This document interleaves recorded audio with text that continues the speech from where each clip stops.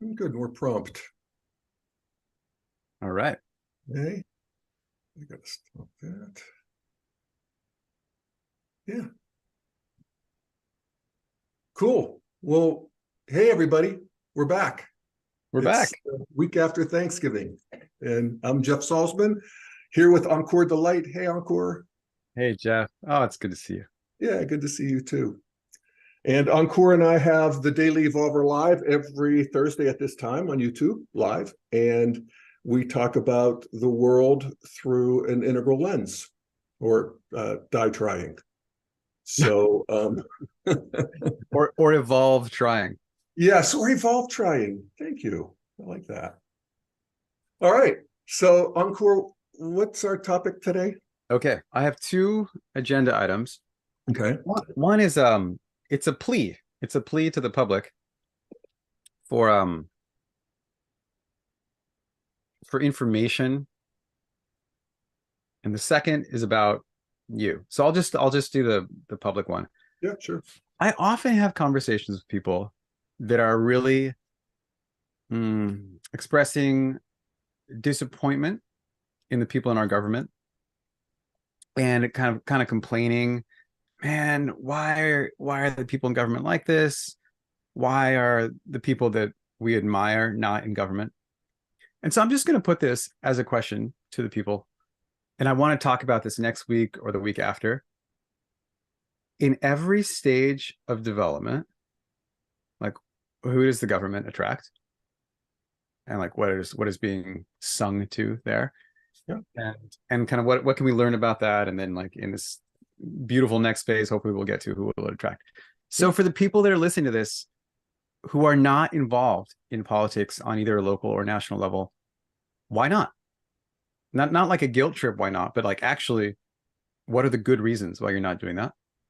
And I'll collect some of those, and then we can discuss in a couple of weeks. Yeah. And they can put it on the comments, or they can email you. Yeah, I think email. I'm an old school email guy. Yeah, So cool. yeah, my email, it's probably in the show notes, but it'll be Yeah, Ankur at momentumlab.com. I'm sure it'll be in the show notes too. great. Yeah. Ankur at momentumlab.com.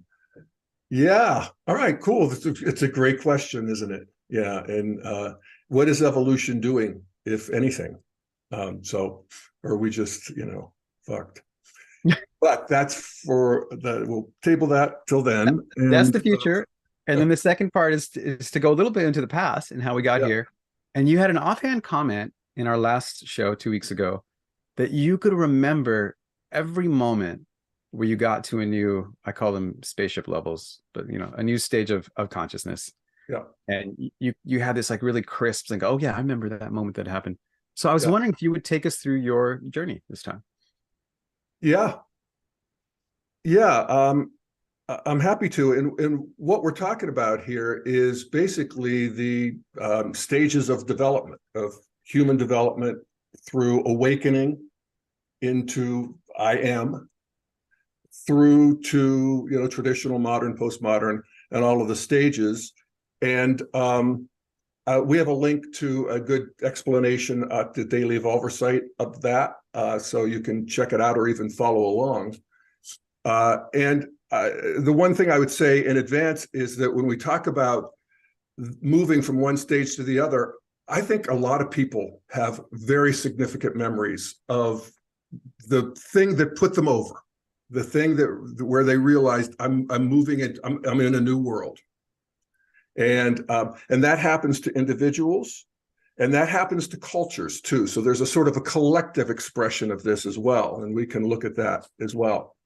So anyway, I'm born 1954 in my great-grandmother's house. My parents are young parents, and I'm in the crib. So think about your crib memory. And for me, and this is where you realize that I exist. So I don't know how old I am, how old that happens, but for me, it was the mobile over my crib. I had this bird mobile that I could touch and play with, and it would fly around, these birds.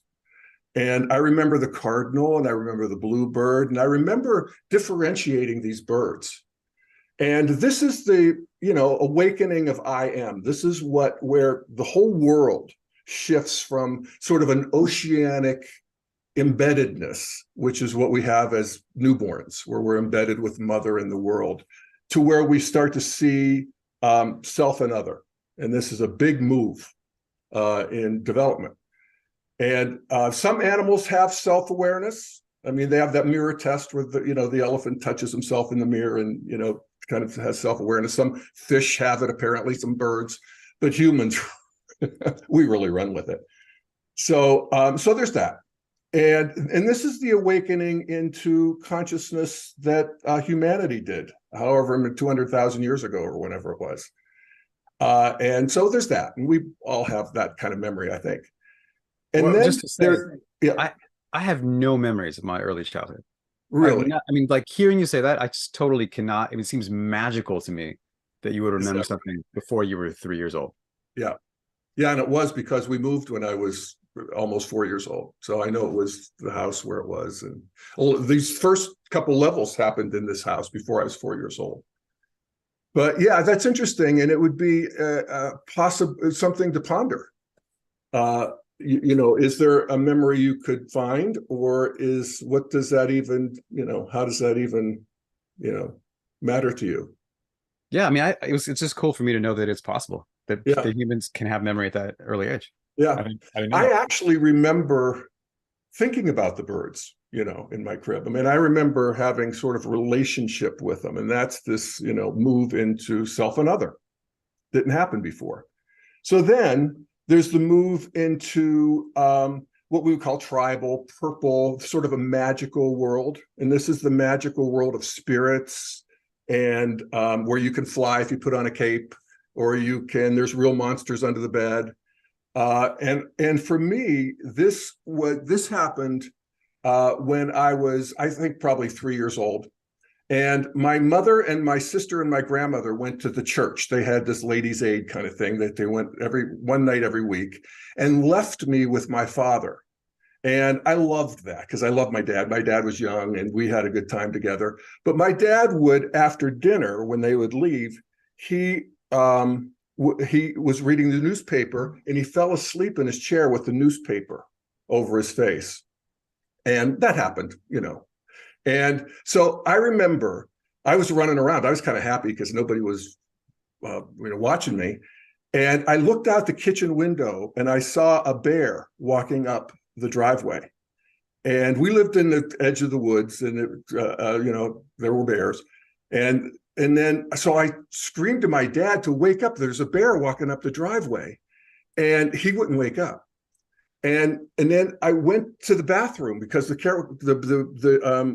bear was coming up to the bathroom window, and I saw the bear, and the bear was coming through the window into the bathroom, and then the bear was in the bathroom. I'm screaming to my dad. I can see him with the newspaper over his face, and I'm shutting the door, and then I'm holding the door, and the bear's pushing it, and I'm pushing the bear, and I was probably 12 or 13 years old when I realized that didn't really happen.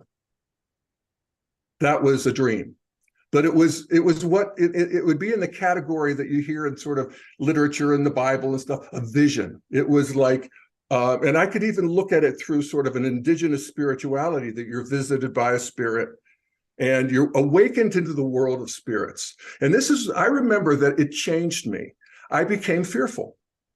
And that's true for people too, and true for humanity, where you try to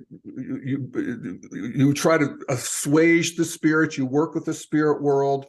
And I was all of a sudden afraid of the dark, and a fear descended upon me that is with me to this day, and I think it's probably an appropriate stage of development. So does that ring any chimes for you? That sort of thing? Did you have, magical experiences as a kid, or do you remember the stories you read or the cartoons even? No. Had a lot of magical experiences as an adult.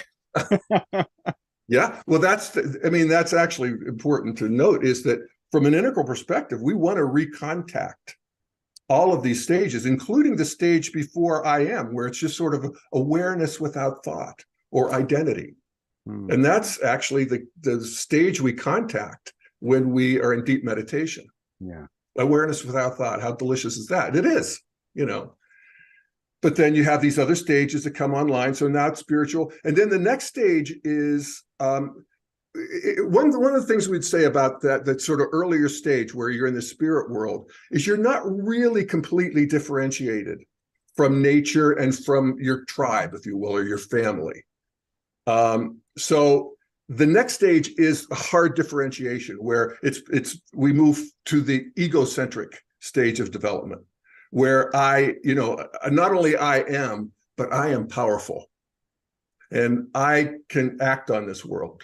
And I don't just have to be, buffeted by this sort of magical world. I have agency. And I remember for me, it was my mother would bathe. My mother was a young mother. She had all these girlfriends and neighbors and stuff. And they'd come over and we had this big sink in the kitchen, an old-fashioned kitchen, old-fashioned sink. And she would bathe me, give me a bath in front of her girlfriends, which I never thought much about until one day I did. And one day it just wasn't okay. I remember actually there was one bath where I thought, is this okay? I can literally remember that. And I don't think I like this. Think you were at that time? Pardon me? How old do you think you were? I think it's probably 3-ish, maybe getting into 2 or 3. And it was all of a sudden not okay to be naked and bathe in front of her girlfriends. And I remember I caused a fit, and she never did it again, And so that I would say would be, certainly an exemplary experience of that, terrible 2s and 3s where no becomes sort of the, I'm differentiating myself from you. And that's a healthy stage of development. It's like I say, it's a healthy stage of development unless you're arrested there and are a 77-year-old ex-president of the United States. Then it's not healthy. And that's another point to make, is that we get arrested at these various stages, or some people it's just as far as they go. Yeah. And they become adult 3-year-olds in a certain way. And we all have that strata is still there. Oh, so yeah. We can occasionally, under stress, go back to it. Yeah. So that's all, this is all sort of a probability clouds of consciousness and experience here. So these first 3 moments, or, you're crossing these first 3 thresholds, were all in that old house before the age of 4? Yeah. Yeah, because we moved in 1958, and I was still and these stages would happen fast because kids develop pretty fast. Kids tend to develop to the stage of the center of gravity of their culture, and some will continue, especially now with a virtual world option all around the world. But most of us sort of stay in that. Where the center of gravity of the culture is. Yeah, it's like you take something out of the fridge and it warms up to the ambient temperature. Exactly. Yeah. So, because kids are being raised in at least traditional for the most part, sometimes not. I mean, there's cultures that are red where it's about, fighting and, but it doesn't seem like even the culture is that important. Like if you have parents who are red, then it's like seems like that's where you get, right? That's right. Because that is your, whatever the culture at large is, that is your culture. That's right. And if we think of the way we evolve in various lines of development, and they're relatively independent, so it's interpersonal line. Some people can be very high in that line, and then morally not so high, and spiritual line of development, and even kinesthetic lines of development, cognitive lines of development. I like to think of it, just to keep it simple, first, second, and third person. First person, how do I experience myself? Second person, how do I relate to other people? And third person, what's my behaviors in the world? And those 3 are pretty, you can, just for a back pocket kind of, when you're thinking of your own evolution, you can think of those very independent. And, we have, like, for instance, Nazis, technologically high, morally low, that kind of thing. And so that happens in the world. And also cultures develop in uneven ways. So anyway, the next thing I remember, and this would be a longer stage, this is when I moved into sort of the traditional, and this is maybe 6 or 7, when the teachings of my church started taking hold. And I remember specifically that I went to church camp, probably 9 or 10 years old, and we had these beautiful ceremonies by the river and these big fires, and we talked about Jesus, and I was just lit up. I was just lit up by the love of God and Jesus and the whole thing. And I wanted to be a good boy. I was a Boy Scout. And this is a stage where you get civilized, and you really want to fit in and conform and be good and get a reward. You learn how to delay gratification. Red's not so good at delaying gratification. And, all of the things that happen with traditional societies that really, if you look at the collective, it allows humanity to become stratified and bigger and more powerful. And, in some ways it's a wrong turn. There's something to be said for, tribal and even warrior life. And, and it's funny because people who are at the warrior stage, they don't really like traditionals. And that was always true historically too, that the warriors would look down on the settled people. The settled people would look down on the warriors. But welcome. It allows for complexity, right? And all the good and bad that comes. Yeah, exactly. Yeah.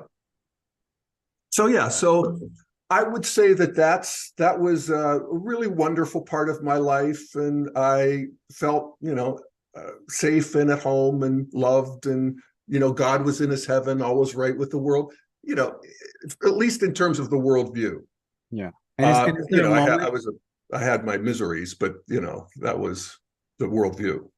Yeah. But go on, Ankur, I'm sorry. Is there a moment where you made that transition into traditional that you remember, like as well, I would say not as a moment so much as the what I would say would be the church camp being by the river. I remember that's when the transcendent magic, you wouldn't call it magic, transcendent. When you get to that stage of development, they actually want to suppress magic, because at this point you're learning the teachings, of a transcendent God. No more spirits, no more spirit world, no more superheroes, like Greek gods. At this point, it's one God. And that's because that other stuff is too democratic. It's just too it's too wild. Wow. Traditional. We wanted to tame that. You can't have a traditional culture where people are free to interpret and you got to have, there's a law. This is where law comes online, and all of the sort of theologies around that. So and so that's you might say that's the downside. It's from an evolutionary point of view, it's not. It's great progress. And what is also good about it is what happened to me at the side of the river was I was lit up by the transcendent love of Almighty God, the Creator, and that was real for me. That's, to the degree that I can still contact that stage, there's still something, and from even a non-theistic, like a Buddhist point of view, there's a nirvana. There's a final state of rest. There's a final state of getting off of this wheel of suffering. And that's very compelling. And that took humanity very far. Now, of course, it's full of war and it's full of all kinds of atrocities because you're fighting the devil. That's the downside, is you're not only getting God, but you're getting the devil. So, and the devil's here. There's no question about that. The question is, where is he? And who's he, who's possessed by him, if you will. And so you get into the whole good and evil. The whole world becomes a separation between good and evil at that point. And I got that. I did. Until I started reading, my mother would get these kind of cheap encyclopedias at the supermarket where they did one encyclopedia every week, a new one. And God bless her, she got me the whole set, the Golden Book encyclopedias, because we couldn't really afford the Encyclopedia Britannica and whatever. So I started, oh my God, I love these encyclopedias. I would just read them, and just learn about this and learn about that. And this is the beginning then of modern rationality, going to science class and realizing, wait a second, God created, sacrificed Jesus to assuage his own sense of justice so that we could be forgiven in the sacrifice. And it was like, what? And, by age 13, my religion was gone. I had a new religion, a new religion of science and rationality. And that's a stage of development that cultures go through too. And some haven't yet. And some people don't, even if you're living in a modern culture, they're not willing, and they don't want to. They just don't want to. It doesn't make sense to them to sacrifice the love of God for science.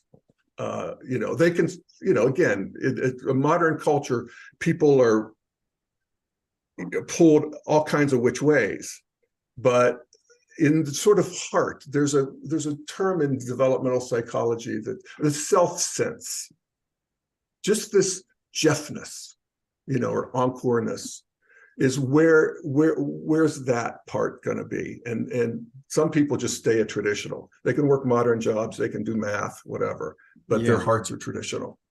But yeah, I mean, to me, the way I experience or hear that is that there's a real fear that if there's not this God that created me with intent, then I'm not special, and I want to be special. Is it you think it's related to that? Not really. I mean, in some ways they don't want to be special. They don't want to stand out, and being special gets cut down in traditionalism. I mean, the idea is to conform and to be obedient. You want to be obedient to the law and the teaching. And I mean, is there fear? Absolutely. But it's fear of hell. It's fear of burning in hell. But then what's the, if I like, what's the resistance to accepting this, like, oh, we evolved randomly from apes? Like, if all that's keeping me in the other world is fear of hell, it seems rational that I would let go of that. I feel like there's something else that they don't want to let go of. Yeah. The love of God.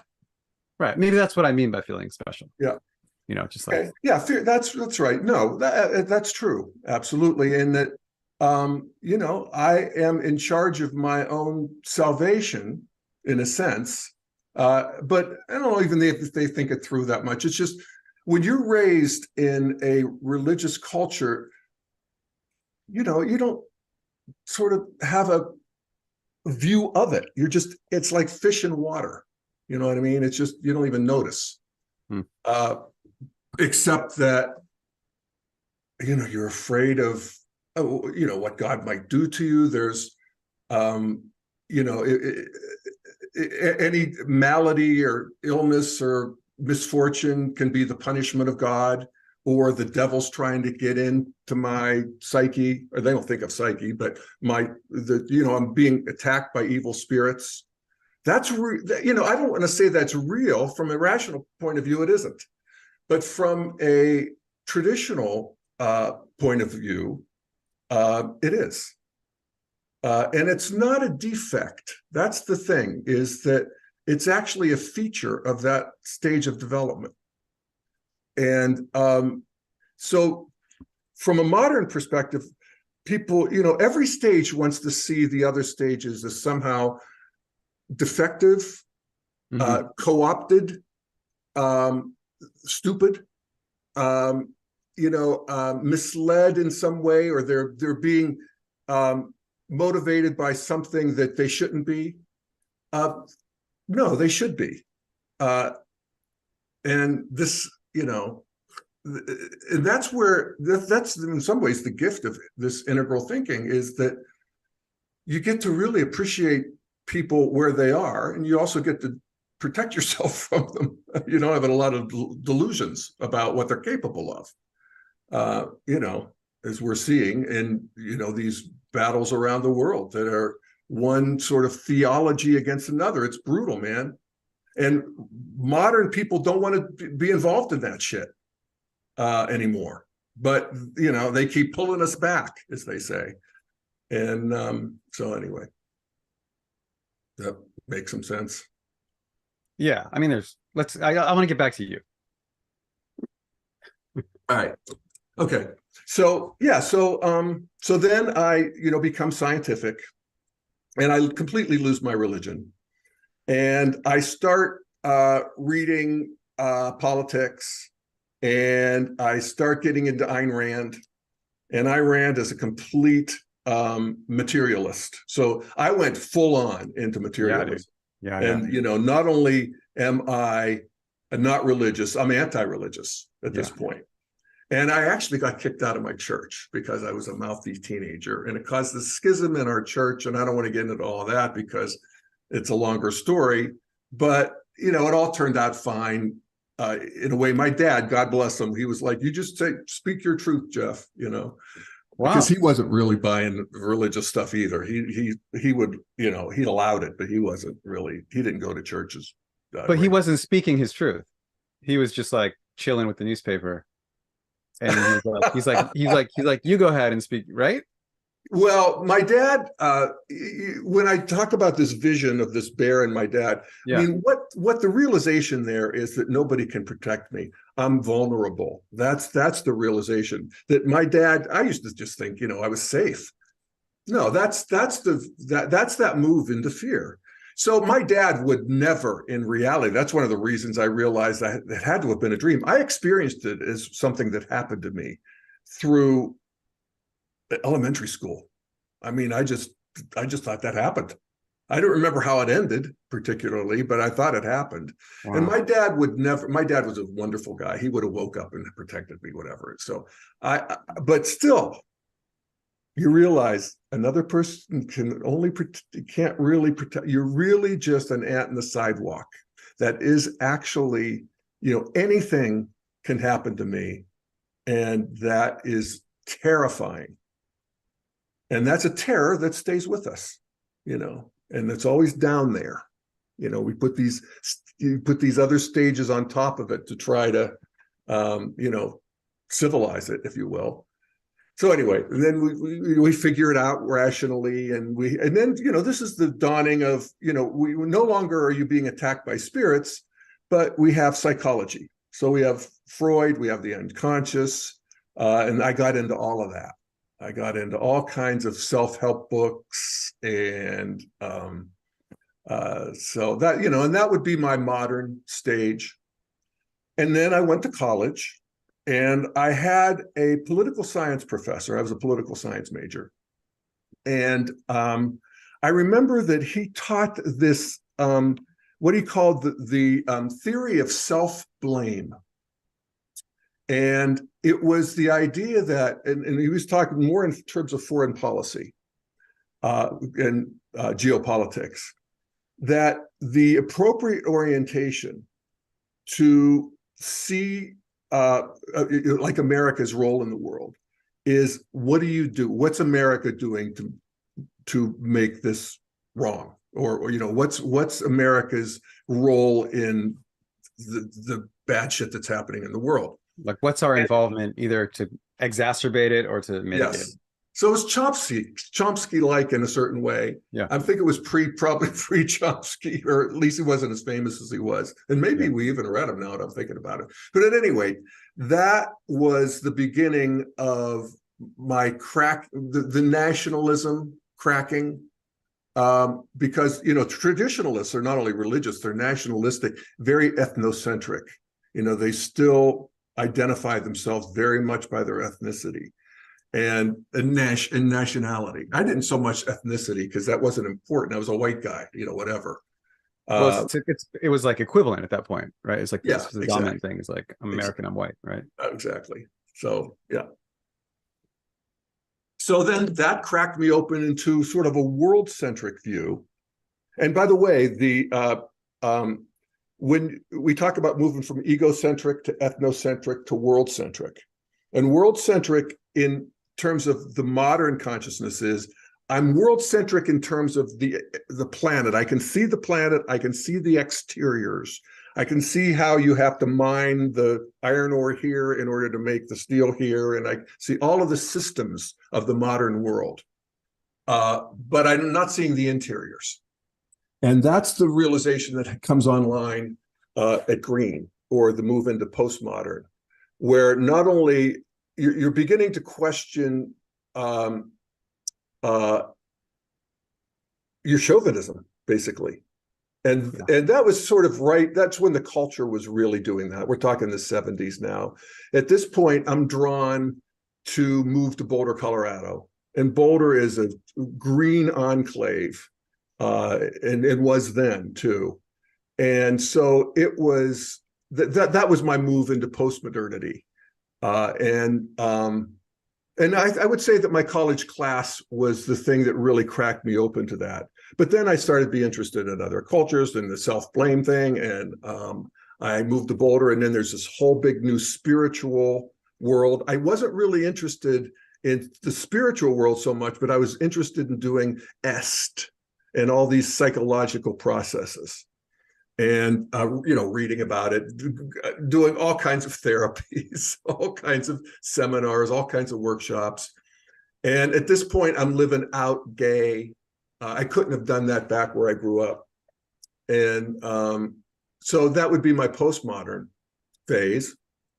And again, some people go there and some people don't. My sister, for instance, she really just wanted to be traditional. She wanted the life that my mother and dad had, with relatives around and family, and she didn't want to think about these other things that much. And fair enough. It's funny how that works. I always remember asking Ken Wilber, I'd say, so why do some people continue to develop and some people just sort of stop? And he said karma could account for that. And I like that. If we're coming in here with a trail in 10,000 lifetimes, then who knows what we're doing here in this particular one? What we're learning, what the point of this lifetime is. So anyway, so I'm postmodern, and then one day, and my frustration with the postmodern at some point was I just wasn't. I couldn't. I remember I was at Naropa. So Naropa is a little Buddhist college here in Boulder, and everybody there, all my friends, they had their teacher, and their teacher would give them their mantra, their teacher would give them these teachings and all this stuff, and they were devoted to their teacher. And I wanted something like that, but I didn't really want the whole devotional thing. Anyway, so that's me. So at some point, I walk into a bookstore, and I see a book on the table. And the title of the book is Up from Eden. Mm-hmm. And in that moment, my whole sort of orientation shifted. And I realized, oh, okay, we're going up from Eden. The development is up. It's not like we've fallen from paradise, which is what the religious stories, all these stories, mythic stories, start with some fall from paradise, which is the experience of falling out of the embeddedness of nature into self-awareness, and I thought, and that just, I got the evolutionary dimension of life, the movement of history. I swear to God, it came online that night, certainly, when I read the first 20, 30 pages, I knew I had found my teacher. Now, I didn't necessarily want to meet him. This is Ken Wilber's book, Up from Eden. And I had no idea that he lived in Boulder at that time. He did. I eventually found out and met him and got all involved in Integral and the Integral Institute and all that kind of stuff. But that would be that moment where it happened for me. So that's my story. Yeah, and that was the moment where you crossed from having your center at postmodern to Integral. Yeah. Integral curious. Yeah. I think there was a certain, where you can, you see it instead of be it.